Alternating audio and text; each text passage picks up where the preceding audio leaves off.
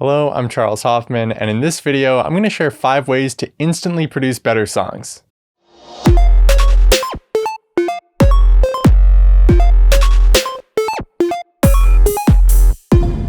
If you're interested in music production tutorials and gear roundups, consider subscribing to the Black Ghost Audio YouTube channel. Learning music production takes time, but there are a couple things I've picked up over the years that have really helped accelerate the growth of my music. These are either things I've learned through experience or that other producers have shared with me. I thought really hard about what had the biggest immediate impact on my production skills and stuffed all these tips into one video for you, so let's check them out.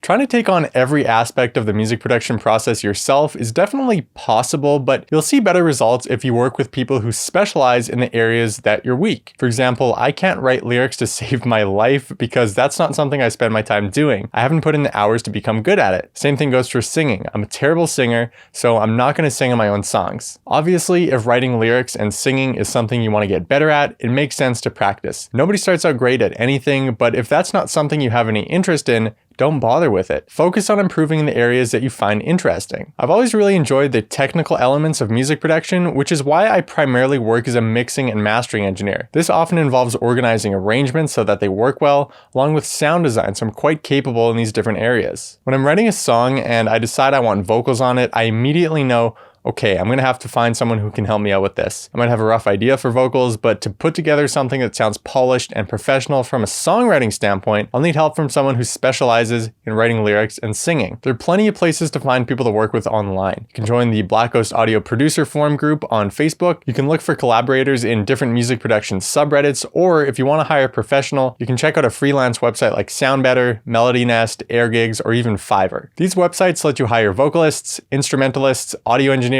and pretty much anyone you need to help pull your project together. I've linked to some of these resources below if you want to check them out. For the longest time, I was very much of the opinion that using audio loops was cheating, it detracted from the art, and all this nonsense. Eventually, I got to the point that I could program pretty much any drum arrangement or melody that I heard in my head, so using audio loops quickly became a great way to just save time. When you can't do something, it's almost like you want to prove to yourself that you can do it, which is great, but when you can do something and you're trying to churn out a product, you're going to try to save time any way you can while maintaining the quality of the music that you write. If you've got a project deadline to meet tomorrow, you're not going to sit there programming some super intricate drum arrangement when you can just lay down a cool kick and snare pattern and then look through Splice or loop masters and layer a groovy percussion loop over top. When you produce music yourself for the pure enjoyment of it, the focus is very much on the process of creating music as opposed to the final result. I think this is probably why people feel like using loops is cheating. You're cheating yourself out of the experience of producing music by trying to reach that end goal sooner. If you feel like that, then don't use loops. You can do whatever you want when producing music for fun. It doesn't matter how long it takes you to finish a song. Now, when the goal is actually to profit off of the work you create, the music production process takes a backseat to the quantity of the work you produce. The people paying for your work don't care about what went into the creation process. They just want to hear the results. It doesn't matter to them if you synthesized every track in the song from scratch or built the whole thing using audio loops. If it sounds good and it's what they wanted, you did well and you're going to get paid. This behind the scenes look at things may not be as picturesque as you expected, but it's the reality of working as a producer taking on freelance work. You're expected to produce results in a timely manner for clients, and audio loops are a helpful tool you can use to do that. When you're just starting out, copy other artists. I'm literally talking about rewriting songs you like from the ground up. The melodies, the harmonies, the sound design, everything. This is going to give you an inside look at all the arrangement techniques your favorite artists are using. Obviously, you won't be able to upload these songs anywhere because they're not yours, but you'll gain a lot of valuable production techniques along the way that you can apply to original songs that you produce in the future. When doing this, you're probably going to run into a lot of roadblocks while trying to figure things out, but that's the point. If you hit a wall, you find a solution, and then the solution sticks with you. A lot of people are worried about sounding like other artists when they do this, but I don't think that's really a concern. If you're borrowing production techniques from different producers, being influenced by a variety of music, and bringing your own ideas to the table, you're going to develop your own unique sound. Conversations involve two people communicating back and forth, progressing the conversation forward. Music works in very much the same way. Part of a musical phrase will call out and prompt a response, while the next section of the phrase will respond and provide closure, or leave the conversation open-ended to progress the conversation forward even further. Lots of new producers end up writing these melodies that just seem to drone on, and that quickly becomes quite boring to listen to. When you don't embed this concept of call and response into your arrangements in one way or another, people lose interest. The two primary ways that I like to make use of this call and response concept in my songs is through the musical ideas I choose to use and through my sound selection. Take a listen to this piano melody without a strong form of call and response applied, and then take a listen to an alternate version making heavy use of call and response, and just ask yourself which one is catchier and more listenable.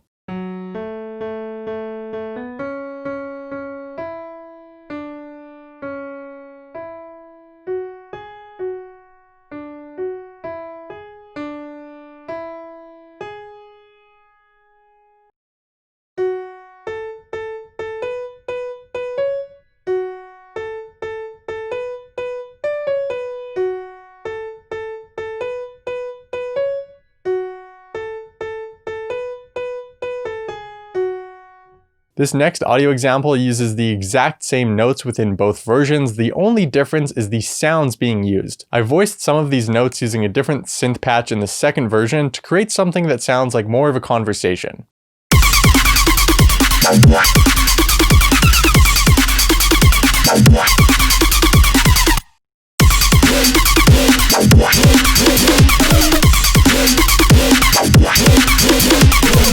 As you can hear, the simple changes I made to integrate this concept of call and response made a significant impact on both of these arrangements. If you find that you're always adding new sounds to your songs to try to make them more interesting, but they just never really hold your attention like they should, it's very likely that you just need to integrate more call and response into your songs, either within the melody lines you write or the way in which different elements in your song communicate with one another.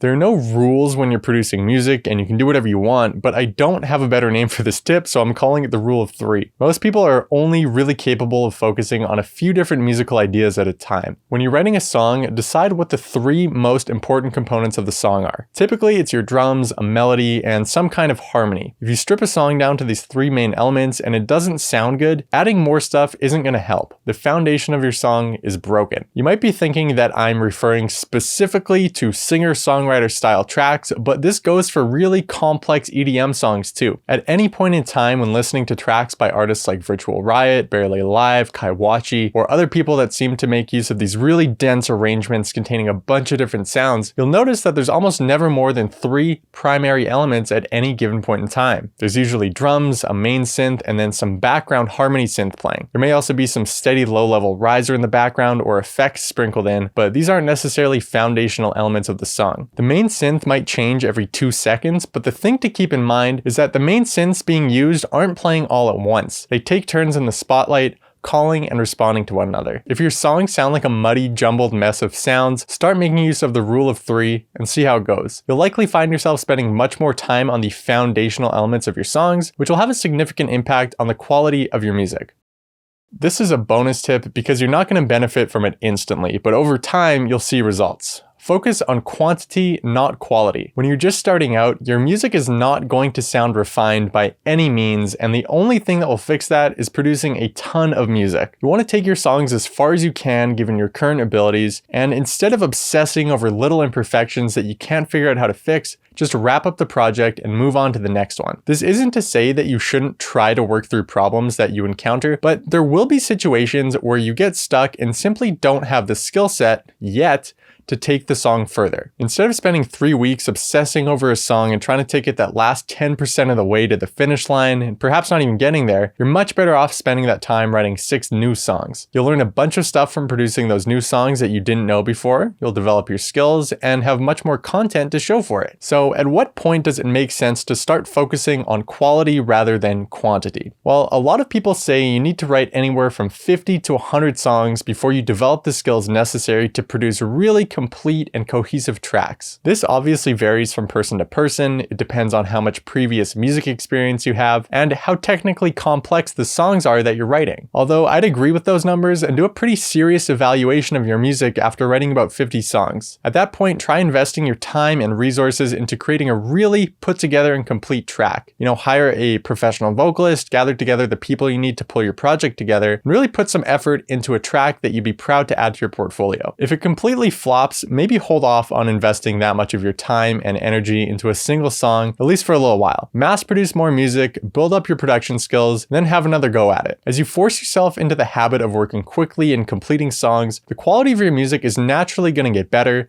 so at a certain point, the line between quantity and quality will kind of fade away. Make sure to hit that subscribe button if you like this video, and also, if you're new to music production, consider checking out my Music Production for Beginners YouTube series. It will teach you everything you need to know to start producing music, including which DAW to use, how to write your first song, and basic music theory. I also explain how to go about recording, mixing, and mastering music, so it's a great free resource you can take advantage of. I've linked to this playlist down below. Thanks for watching, and I'll see you next time.